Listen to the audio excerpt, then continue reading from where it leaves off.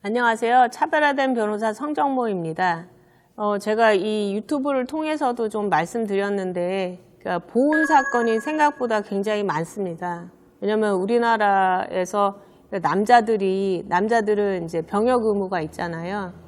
그리고 또 이제 6.25 뭐 전란도 있고, 그 다음에 이제 뭐 베트남 전쟁도 있고, 뭐 그래가지고, 우리나라가 굉장히 그 보훈 사건이라고 하는 게 꼭 국가유공자로 지정을 해달라 그런 것 뿐만 아니라 일종의 말하면 이미 지급된 보상금에 대해서 뭐 환수 결정 뭐 이런 거 해가지고 그 다음에 이제 상위 등급을 올려달라 뭐 이런 것도 있고 굉장히 보훈 사건이 굉장히 많습니다. 그래서 중앙행정심판위원회에서도 보훈위원을 따로 두어가지고요. 보훈위원이 각과마다 이제 보훈위원이 있어서 처리를 하는데 이제 저희 과에서도 한 달에 배정받는 보훈 사건이 몇십 건이 되고요. 그러니까는 보훈위원이 갖고 있는 사건도 보통 몇백 건이 될 정도예요. 그러니까 한 달에 그렇게 국가유공자 등록 거부 처분, 취소 청구든 그런 보훈 사건이 들어오는 건수가 한 달에 이제 중앙행정심판위원회만 해도 이제 몇백 건에서 몇천 건이 된다는 거죠. 그러면 이제 전국에 이제 지방보훈청장한테 국가유공자 등록 신청을 하는 사람들도 굉장히 많다라고 하는 거죠. 그런데 이제 우리가 이제 지방보훈처장한테 내가 이제 국가유공자일 것 같다는 생각이 들어서 이제 보훈청장한테 이제 국가유공자 등록 신청을 하면 처음에 이 사람이 국가유공자인지도 보고 내가 보훈보상 대상자라고 신청을 안 해도 이제 국가유공자는 안 되지만 그러면 이 사람이 보훈보상 대상자인지를 반드시 검토를 해줍니다. 그렇게 검토를 해주고요. 그 다음에 이제 그렇게 봐서 대상이 아니다라고 하면은 비등록 결정 처분 이렇게 해가지고 아니면 등록 거부 처분 이런 식으로 해가지고 통지를 와요. 그럼 그 통지에 대해서 이의 신청을 하고 이의 신청을 해서 이의 신청에 대한 기각 결정을 받아서 보통 행정심판을 제기하는 경우가 굉장히 많습니다. 그런데 이제 최근에 어떤 판례가 있었냐면 이제 국군 수도병원에서 이 사람이 단기 복무 부사관 하사에 이제 복무를 하던 와중에 그러니까 직무 수행 중에 다친 거는 아니에요. 직무 수행 중에 다친 건 아니고 이제 퇴근 이후에 어떤 곳에서 이제 추락을 해서 추락 사고가 발생해서 어떤 병원에 갔어요. 병원에 가서 수술도 받았는데 이제 최종적으로는 국군 수도병원에 가서 이제 수술을 받고 그 수술을 받고 이제 마취가 이제 깨어나는 상황에서 그때 어떤 원인 불명의 사고로 이 사람이 사망을 했습니다. 심정지로. 그러니까는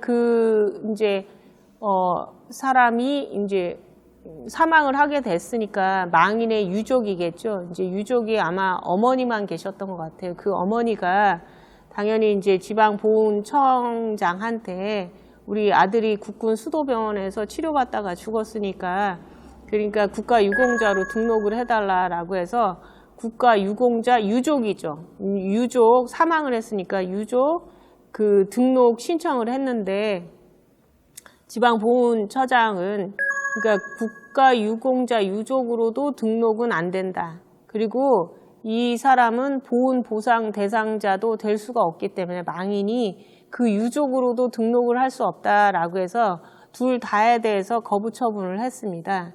이제 그러니까는 이분이 당연히 소송을 제기를 했겠죠. 이제 소송을 제기를 했는데 이제 항소심 법원에서는 이 사람 이제 우리가 이제 국가유공자라고 하는 것은 전쟁이나 아니면 전투 이에 준하는 사항에서 다치거나 죽었어야 되는 거예요. 그런데 보통 우리가 이렇게 6.25 전쟁이나 아니면 베트남 전쟁이 아니라면 전쟁이라는 상황이 없잖아요. 그다음에 그런데 이제 전투 하는 경우에는 이제 무슨 우리가 갑자기 이제 뭐 교전이 벌어진다라고 하는 건 굉장히 이례적인 일인데, 그때 만약에 이제 다치거나 사망을 하면은 그때는 이제 국가유공자가 되는데, 일반적으로 이제 군대에서 생활을 할 때 뭐 전투나 이에 준하는 상황이 없기 때문에 실질적으로 군인이 국가유공자가 되는 거는 그렇게 이례적인 상황인 거죠.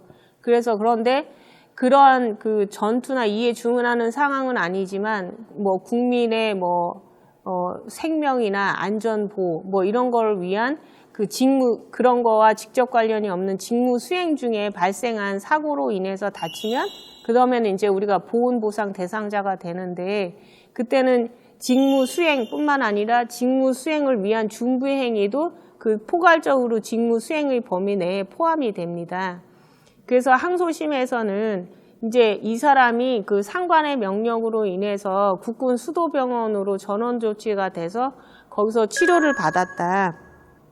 그리고 치료를 받았고 그 치료를 받는 것이 부상을 입은 군인이 전투력을 회복하여 병역에 복귀할 목적으로 임하는 준비 행위에 해당되기 때문에 이 보훈처장이 너가 얘를 망인을 국가유공자로 지정하지 않은 것은 적법하지만 적어도 보훈보상 대상자가 됨에도 불구하고 되지 않는다라고 판단을 한 건 위법하다라고 해서 이제 원고의 청구의 일부를 들어줬습니다. 그러니까는 당연히 피청구인이 그거에 불복을 해서 대법원으로 가니까 대법원에서는 뭐라고 했냐면 그런 경우에는 보훈보상 대상자도 되지 않는다. 뭐냐면 직무 수행과 관련된 준비행위에서의 직무 수행은 그 내용이 구체적으로 특정될 수 있어야 하는 것이지 막연히 전투력의 회복이나 병역 복귀라는 추상적인 의무가 있다는 사정만으로는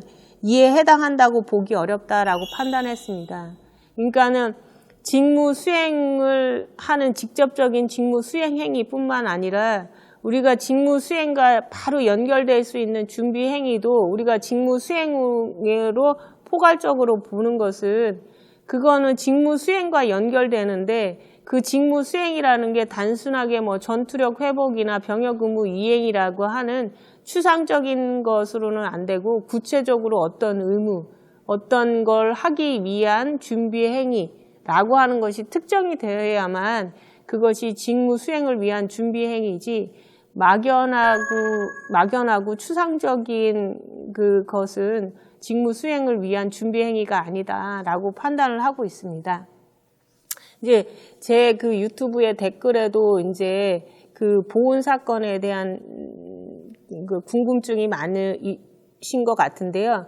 아까 말한 대로 국가유공자든 보훈보상대상자든 그 직무 수행과 관련해서 뭐 전투 이에 준하는 상황에서 뭐 다치거나 사망하거나, 그 다음에 뭐 보훈 대상자는 이제 직무 수행 과정에서 다치거나 사망하는 경우, 이런 요건만 갖췄다고 국가유공자나 보훈보상자가 되는 게 아니에요. 뿐만 아니라 그 요건 자체에 일정한 상위 등급 판정을 받은 자예요. 그렇기 때문에 뭐 상위 등급, 그래서 신체 검사를 받아서 내가 어느 정도 일정한 등급이 되어야지 그 사람이 등급 외라고 되면 그 사람은 요건의 일부만 갖춘 거기 때문에 국가유공자나 보훈보상 대상자가 될 수가 없어요. 그래서 어떤 그 불복 방법도 있냐면, 그렇게 해서 등급의 판정을 받았어요.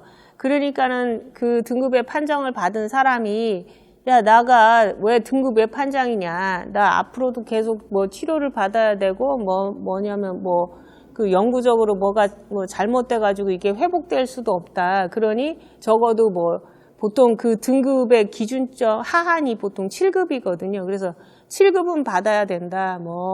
그러거나 아니면 이제 6급으로 받은 사람이 나는 2급이나 3급을 받아야 되는데 왜 6급을 받았느냐라고 해서 등급 판정에 대해서 불복하는 경우도 굉장히 많습니다. 그래서 특히나 이제 등급의 판정은 굉장히 많아요. 왜냐하면 보훈에서의 등급 판정은 굉장히 엄격한 요건에 따라서 판정을 합니다. 물론 이분이 만약에 사망을 하면은 그 사람을 신체 검사를 할 수 있는 방법은 없잖아요. 그럴 때는 의료 기록을 가지고서는 등급 판정을 하는 거고요. 그 다음에 이제 이분이 부상을 당해서 지금 생존해 계시면 이제 보훈병원 가서 신체 검사를 받아서 등급 판정을 받습니다. 그래서 등급의 판정이 되면 그 사람이 보훈 보상 대상자로서 직무 수행 중에 다쳤다라고 해도 등급의 판정이면 보훈 보상 대상자로 등록이 되지 않는 거예요. 그래서 또 가장 많이 주장하는 것 중에 내가 군대에서 공상 처리를 받았다. 그러니까는 당연히 내가 그렇기 때문에 공상 처리를 받았기 때문에 그러니까 사망하신 분 경우에는 군대에서 공상 처리를 받았으니까 당연히 나는 국가유공자든 보훈보상 대상자가 되는 거 아니냐라고 주장하는 경우가 굉장히 많아요. 근데 군대에서의 공상 처리는 그 요건이 굉장히 완화되어 있어요. 엄격하게 보지 않거든요. 그래서 군대에서의 그 기준점으로 인한 공상 처리하고 이 사람이 국가유공자나 보훈보상대상자로서의 공상이다라고 볼 수 있는 거는 굉장히 요건이 틀립니다. 그렇기 때문에 주장은 할 수가 있지만 그 주장에 우리가 얽매여서 군대 내에서 공상 처리를 받았다라고 해서 이 사람을 보훈보상 대상자나 아니면 국가유공자라고 지정해 주는 건 아니에요. 우리는 우리 나름대로의 기준을 가지고서는 판단을 하기 때문에. 그래서 가장 많이 주장하는 것 중에 군대 내에서 공상을 받았는데 왜 여기서는 공상 처리가 안 되냐라고 하는 것도 주장은 할 수 있지만 그게 받아들여지는 것은 절대적으로 받아들여지는 건 아니다라고 하는 걸 말씀드린 거고요.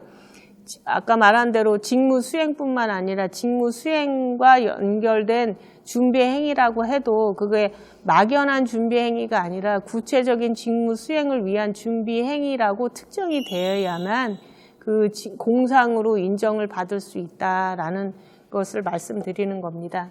그래서 우리가 주변에서는 국가유공자나 아니면 보훈보상 대상자를 주변에서는 많이 볼 수는 없겠지만 실질적으로 그렇게 국가유공자나 아니면 보훈보상 대상자를 신청하는 건수가 굉장히 많아요. 그래서 그거에 대한 불복하는 경우도 굉장히 많습니다. 그런데 그걸 이제 감정적으로 대응하는 경우도 굉장히 많아요. 그런데 이제 그런 걸 판단함에 있어서는 그 사람의 과거의 그 의료 기록, 그 다음에 어떤 행위를 하는 와중에 다쳤는지, 그 다음에 그걸 어떻게 평가할 건지는 굉장히 세심하게 보기 때문에 군대 내에서 어떤 질병이 발현됐다, 그 다음에 군대 내에서 뭐가 있었다라고 하는 사유만으로 반드시 그 사람이 그 직무 수행 중에 다쳤으니까 보훈보상 대상자다라고 하지는 않아요. 특히나 이 사람이 기왕증을 갖고 있어서 단지 군대 내에서 발현되었을 뿐인 경우에는 그것이 직무 수행과 직접적인 인과관계가 있다라고 보지 않기 때문에 그거는 그 보훈보상 대상자로 보지 않는 경우가 굉장히 많습니다. 그러기 때문에 이제 이런 부분에 대해서 좀 전문가의 상담이나 조언 이런 걸 받을 필요가 있다라고 생각합니다. 그래서 구체적으로 궁금한 점이 있으면 댓글을 남겨주시거나 아니면 저한테 연락을 주시면 자세하게 설명드리도록 하겠습니다. 이상 차별화된 변호사 성정모였습니다. 감사합니다.